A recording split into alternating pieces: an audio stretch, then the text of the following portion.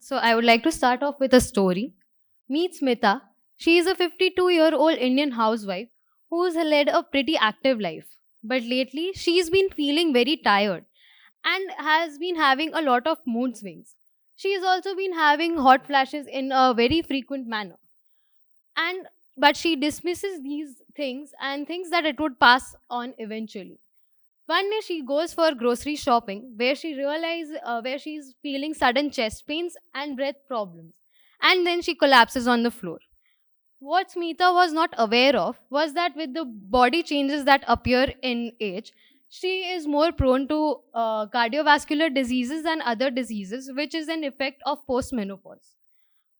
Around 43 million women like Smita in India are estimated to be in the postmenopausal phase, and this number is expected to increase with the rising in expectancy of women.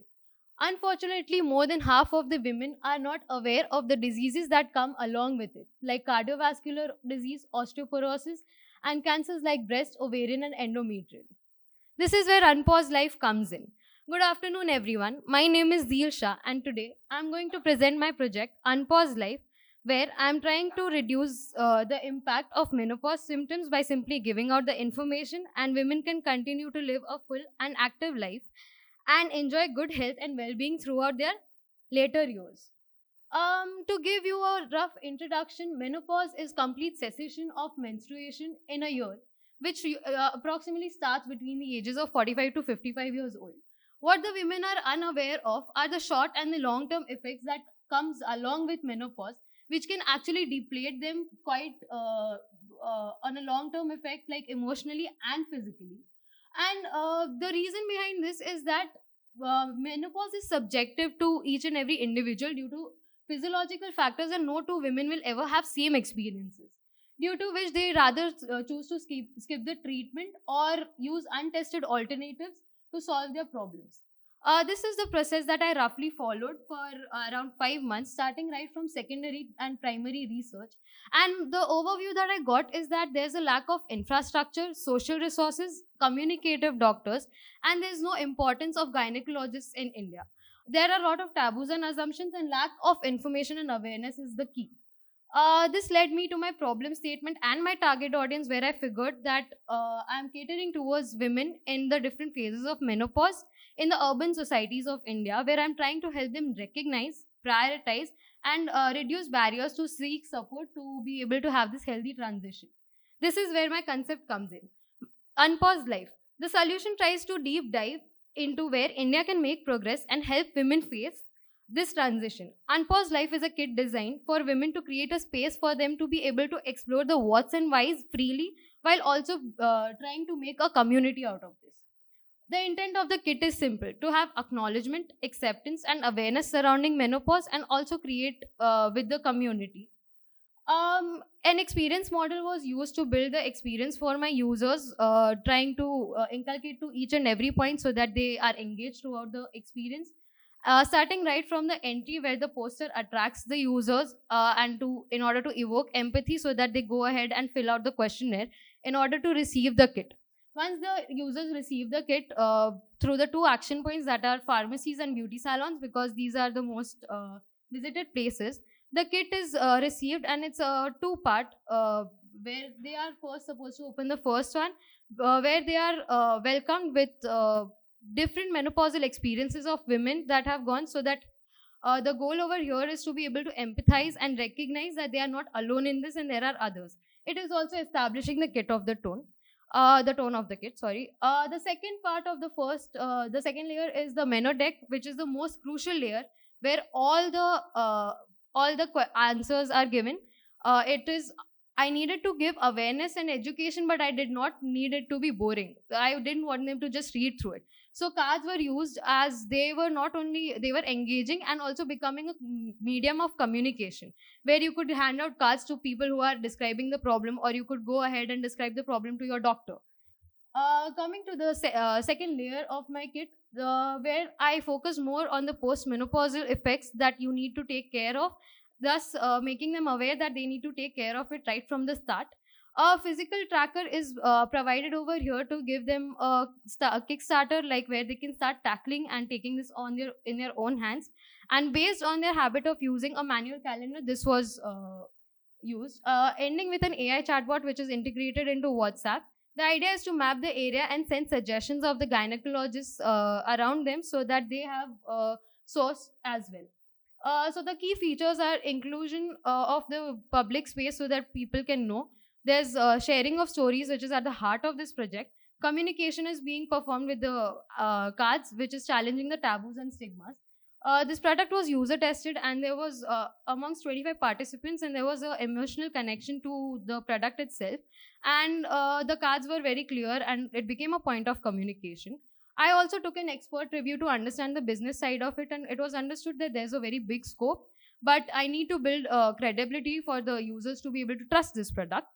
Why I chose to work on this particular topic is that it's about time that femtech does not become a niche, but rather there should be more products out there that improves women's lives. And then comes the femtech market map, where as you can see, between the 11 to 45-year-old, there are a lot of problems and a lot of solutions. But after 45, as you can see, only 5% femtech startups are addressing menopausal women. This is where I come in. And all of the problems over here are that the competition lacks is that there is no offline platform, and there's no focus on the first step, that is to recognize the importance of menopause so that they are able to cater to their needs. This is the rough costing of my product, which is $2.5, which is not a lot, so I can afford to give it out for free. And the rough estimate of my first phase would be to establish a public health partnership so I can give the kit out for free. And the second phase would be to expand it by introducing it in the rural areas and tailor the content accordingly. And the eventual goal is to create a service design like a one stop solution for addressing all your menopausal needs. And to end the story, I would like to say that Smita, had she been given this product 7 years ago, she would have been able to take care of her in the later stage. Thank you.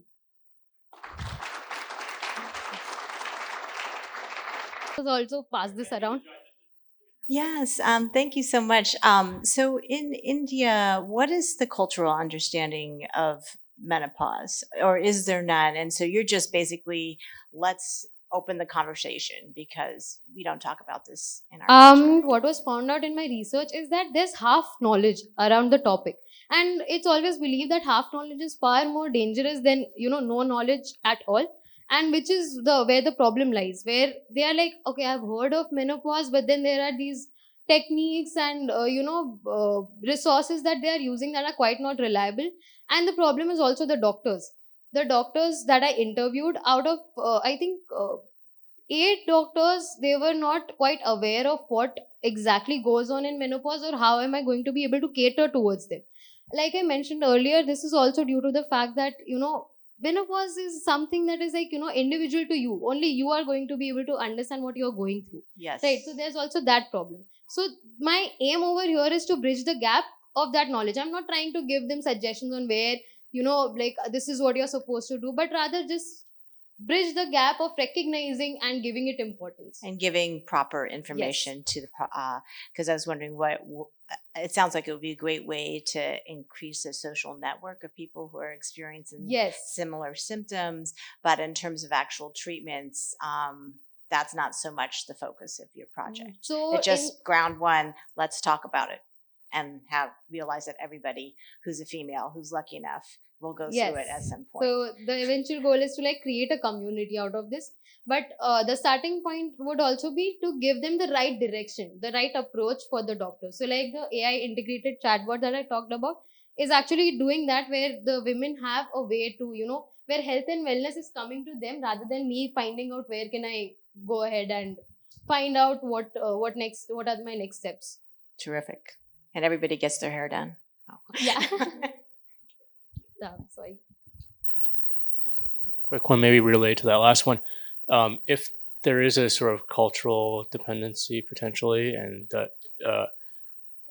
what I'm thinking is, does it take some, you're looking for some shifting of attitudes and opening of attitudes, plus more specifically with some of the market figures that you showed for the femtech market or other markets, is that worldwide or is that region specific and The potentially market cultural? map. The market map was worldwide. Femtech is pretty new in India as of now. Like it's something that is like not being catered towards, and that is something that I was hoping to bring in with this particular product, if that makes sense.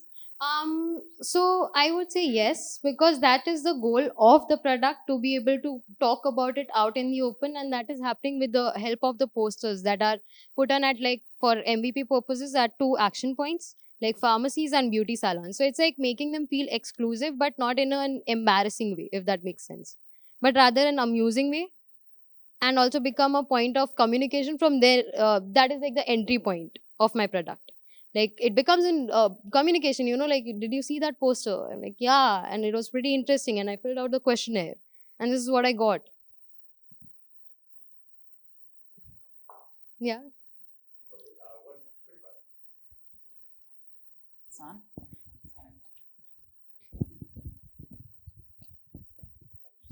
Hi. Sorry. You described that you were able to user test this, and I'm wondering if you were able to also evaluate the user experience from those that experienced the kit and what their outcomes or what they shared with you was. So yeah, I did have a testimonial video for the same, where I was fortunate enough to be able to user test this entire kit with like more than 25 participants.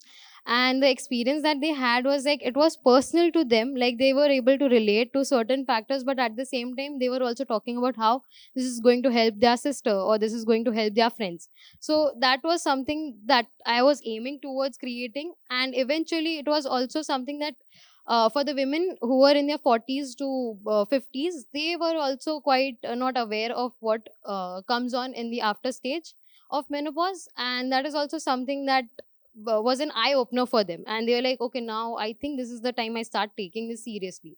So that is also something that my kit was catering towards. That's it. Yeah.